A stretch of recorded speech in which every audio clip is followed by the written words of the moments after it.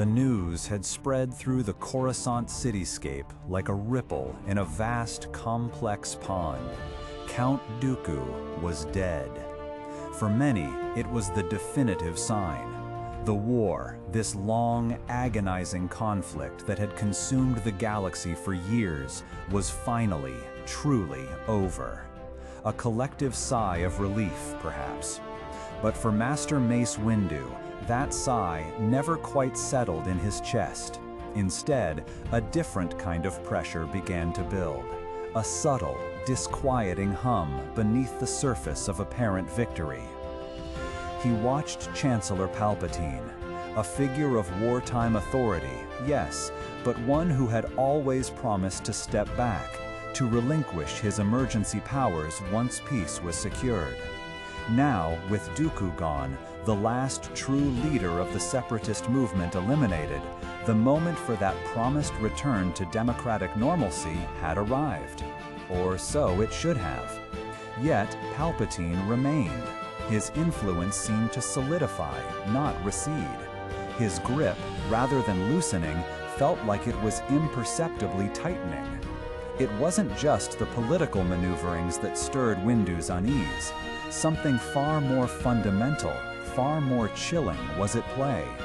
A subtle whisper in the Force, a faint, cold breath that had been there on the edges of his perception for some time. Before, it was dismissible, the background noise of a galaxy at war, the suffering, the fear, the desperation. But now, with the war's supposed end, that chill persisted. It coalesced.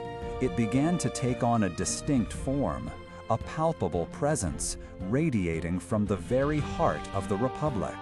It emanated from Palpatine himself. The realization was not a sudden explosion, but a slow, creeping dawn. Like a fog lifting, not all at once, but in patches, revealing the sinister landscape beneath. The dark side. Not merely a disturbance, but an active, malevolent force, meticulously orchestrated, deeply rooted.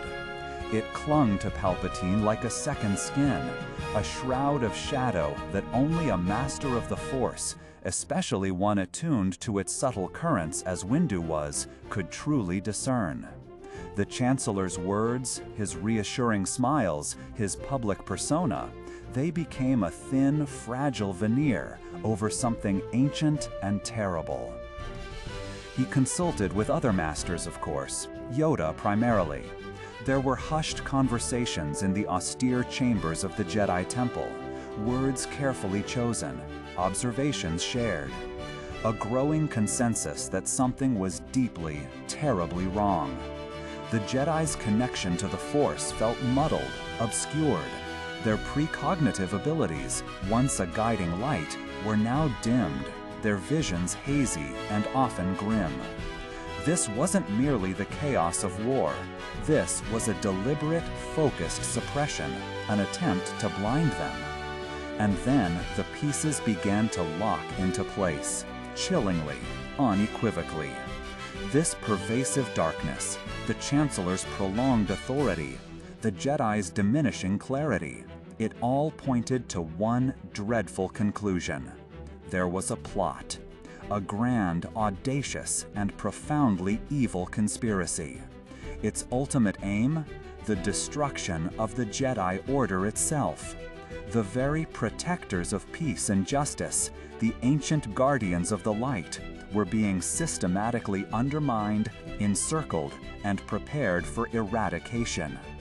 It was a thought so monstrous, so unthinkable, that it warred with every fiber of Windu's being, yet the truth of it resonated deep in the Force.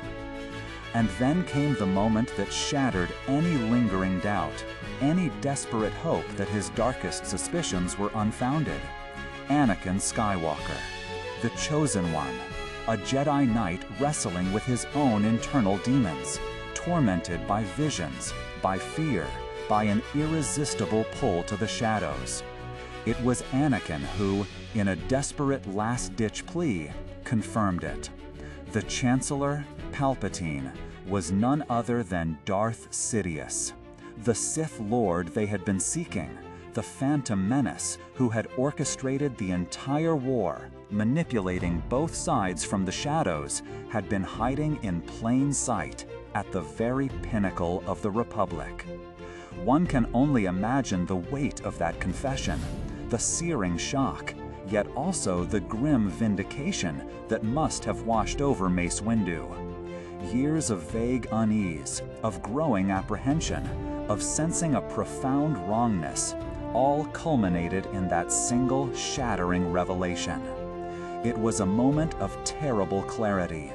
The fog had lifted completely, revealing not just the sinister landscape, but the architect of its desolation, standing brazenly in the open. The fate of the Jedi Order, and perhaps the galaxy itself, now hung precariously in the balance. There was no more time for deliberation, no more room for cautious observation. The plot was not merely in motion, it was at its devastating climax. To hesitate, to delay even for a moment, would mean certain doom. The insidious nature of the Sith, their patience, their meticulous planning, had brought them to this precipice. In that instant, Mace Windu knew what he had to do. His resolve hardened. His purple blade, a beacon of unique determination, felt heavy and purposeful in his mind's grasp. Swift and decisive action. There was no other path. He gathered his fellow masters, their faces etched with a similar blend of grim understanding and unwavering courage. They would confront the Chancellor. They would end this. It was not a mission born of eagerness or a thirst for battle, but of dire necessity, a painful duty, undertaken with the full, devastating knowledge of what was at stake. This confrontation, he knew, would be the culmination of years of suspicion, the final act of a long, dark play. And whether it ended in victory or defeat, it would undeniably mark the beginning of something profound. The end of an era? Certainly. Perhaps even the end of the Jedi Order as they knew it. And so, with a grim determination born of terrible clarity, Mace Windu stepped forward. He stood at the precipice of a cataclysmic confrontation, carrying the weight of centuries of Jedi legacy on his shoulders. His journey from subtle unease to chilling certainty illustrates a critical moment, not just in Star Wars lore, but in any narrative of vigilance and the courage to act upon uncomfortable truths. It's a story that reminds us of the importance of trusting our instincts, even when they lead us to dark and difficult places. What are your thoughts on Mace Windu's realization? Do you believe his swift action was the only viable path? Share your reflections in the comments below. And if you enjoyed this journey into the deeper layers of the Force, please consider subscribing or following for more explorations into the epic sagas that shape our imagination. Until next time, may the Force be with you.